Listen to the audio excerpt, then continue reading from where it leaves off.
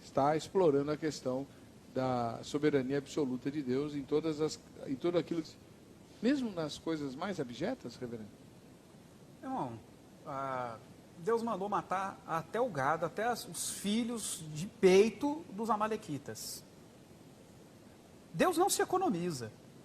Ele diz o que faz, ele fala das coisas terríveis que ele coloca, e volta ao argumento de Paulo, ele é criador, a Bíblia começa com a criação e termina com a recriação, com a transformação dessa criação. Esse é o fundamento de pensamento bíblico. Deus é o Senhor sobre tudo isso. E a responsabilidade, assim como amor, como liberdade, como conhecimento, vem de Deus também. Então Deus diz que você é responsável, você é. Eu posso não entender a mecânica, a lógica completa que Deus utiliza, mas a Bíblia me mostra que a criação é uma atribuição de Deus. Então eu creio na soberania plena, até porque só assim eu posso crer em eternidade, eu posso crer em promessa cumprida, eu posso ter segurança, eu posso ouvir o chamado de Jesus: vinde a mim todos vós que estáis cansados e sobrecarregados, e verdadeiramente descansar. Eu estou descansado em Jesus.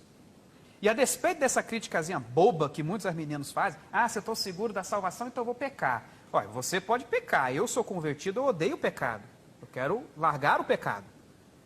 Tá? A santificação para mim é aproveitar a vida que Deus me dá, a nova vida em Cristo. Não é conquistar a nova vida em Cristo. Já está conquistado, Jesus já morreu na cruz, o Espírito já habita em mim, eu já tenho tudo isso. Então, quer dizer, eu olho para tudo isso e só assim eu percebo: agora eu tenho segurança, agora eu posso entender Jesus chamando para eu descansar nele. E aí eu posso entender também Jesus dizendo: graças te dou, ó Pai, porque ocultaste essas coisas dos sábios e instruídos e as revelaste aos pequeninos. Sim, Senhor, porque foi do teu agrado. E ninguém conhece o Pai senão o Filho, e a quem o Filho quiser revelar. Então, quer dizer, eu estou vendo Deus soberano o tempo todo, em todos os momentos. E toda vez que Deus fala da nossa fé, da nossa salvação, quando você vai lendo outros textos, você vai ver que quem está por detrás disso é o próprio Deus. Deus sustentando a minha fé, Deus me dando fé. A palavra pela qual eu tenho fé é dele. Ainda que seja em termos arminianos, a liberdade que eu preciso para ter essa fé vem dele. Vamos fazer uma digressão. Depois o Bispo Hildo vai falar também. A questão é a seguinte: nós estamos discutindo Apocalipse 13:8. O Cordeiro foi morto desde a fundação do mundo. Nós sabemos que o sofrimento de Jesus na cruz não foi apenas físico. O sofrimento físico de Jesus na cruz foi muito grande, mas outras pessoas foram crucificadas ao longo da história. Isso. Só com ele morreram mais 2. É porque Deus estava colocando sobre ele a sua ira, que era para nós. Exatamente. Então, a ira de Deus, em Isaías 53, derramada de maneira absolutamente impiedosa sobre Jesus, causou-lhe um sofrimento inimaginável que nenhum outro ser seja criado. A ponto dele ter a sensação de que Deus se afastou dele. Exatamente. Esse sofrimento absurdamente angustiante que o Senhor Jesus sofreu foi determinado. Deus fez isso porque Ele quis fazer? Se Ele não quisesse, Ele estaria lá? Um Deus se sente obrigado agora a morrer? A se passar por um sofrimento? Como é que Paulo trabalha o conceito de história de Paulo em Efésios 1? Todas as coisas foram feitas, determinadas pelo bel prazer de Deus. A frase não é do Sproul Jr., a frase é de Paulo em Efésios 1. Todas as coisas foram pelo bel prazer de Deus para convergir tudo a Cristo. Quando Cristo traz sobre si todos os sofrimentos, se torna o nosso sumo sacerdote, do qual nós temos acesso ao trono da graça de Deus, ele se mostra como o centro da história, o glorioso Filho no qual Deus diz: este é meu Filho amado em quem tenho prazer. E é por isso que eu estou sendo feita a imagem do Filho, porque é no Filho que Deus tem prazer. Ele é o prazer dele. Então, a criação existe para a glória do Filho, para que o Filho seja o centro disso. Mas o senhor está fugindo da questão do sofrimento. O Filho sofreu... Mas é isso, o sofrimento faz parte dessa glória. Ele sofre por aqueles a quem ele quer salvar. Ele sofre para salvar. Não seria mais lógico a gente pensar que o Filho aceitou, que Deus até determinou que o Filho sofresse, o Filho aceitou a sua missão, porque as criaturas mais especiais que ele havia feito haviam fugido do seu controle, mas para resgatá-las alguém tinha que assumir a culpa delas? Aí você volta no ponto que quem está direcionando a história é o ser humano. Não é direcionando a história. Se Deus não quisesse, ele deixava o homem se estrepar. Mas Deus quis ir atrás do homem. O senhor não concorda comigo? Ele veio buscar e salvar o que estava perdido. Todos se desgarraram como ovelhas, né? Cada um seguiu o seu caminho. Mas aí o quem seu que Paulo fez- define como ovelha de Deus? De jeito nenhum. É por isso que eu acho muito preocupante a visão de soberania de Deus dos calvinistas, do Ricardo aqui em particular, em pessoa, porque ela entende que Deus, para ser soberano, tem que ser o autor do mal, tem que ser o autor de todos os incidentes, de tudo que acontece, de todo sofrimento. Se alguém foi lá e estuprou uma moça, quem pré-ordenou o estupro teria, por necessidade, ser Deus. Isso é que diz o calvinismo, né, em última instância. Isso para nós é alguma coisa, aberração, porque em Deus não existe mal, treva alguma, só luz. Deus não... Ninguém pode dizer, quando ele cai em pecado, que ele foi tentado por Deus, porque Deus não tenta ninguém. O mal? Pelo amor de Deus, como é que existe o mal? Por conta da liberdade, Deus concedeu aos seus filhos. Eu já Então, expliquei liberdade é isso uma coisa primeiro. má? Não é uma coisa má. A liberdade propicia algo maior, que é um relacionamento verdadeiro de amor entre Deus e sua criatura predileta, o ser humano. E aí Deus que ama todo mundo, quer salvar todo mundo, O tem que dar preço essa liberdade pago- e isso não é determinismo. Porque você não pode dar liberdade e depois restringir, né, o exercício dessa sua liberdade. A liberdade implica na possibilidade do Caim matar o Abel, porque senão ele não era livre para fazer tal mal. Agora, Caim matou Abel porque Caim teve inveja, porque o mal entrou no coração dele, mas não foi Deus que colocou o mal no coração de Caim. Deus, veja lá, Então- Deus adverte Caim, Ricardo. Então tem alguém que não Deus está dominando a minha vida. Está Gente, dizendo que hora que eu vou para o túmulo. Deus não determinou nada ali naquele episódio. Deus vai conversar com Caim antes dele matar o Abel. Ele percebe que Caim está sendo seduzido pelo pecado, pelo diabo. Tenta dar uma sacudida no Caim. Caim, olha, cuidado. Esse seu impulso, né? Esse seu impulso, o mal está com você aí. Mas cabe a você dominar esse seu instinto. Fato. Então, Aí cabe a ele. Olha o que é interessante nisso daí. Mas quem Aí está dizendo Deus isso é fala Deus. com Caim, tudo isso, mas não diz para Abel, dá no pé que teu irmão vai te matar. Dá no pé, camarada, porque teu irmão está vindo para cima de você aí. Então, você... Da mesma forma como ele disse para José e Maria, vão vir matar vocês, vocês saiam daqui. Meu querido, ou Deus queria a morte de Abel, ou isso não tinha acontecido.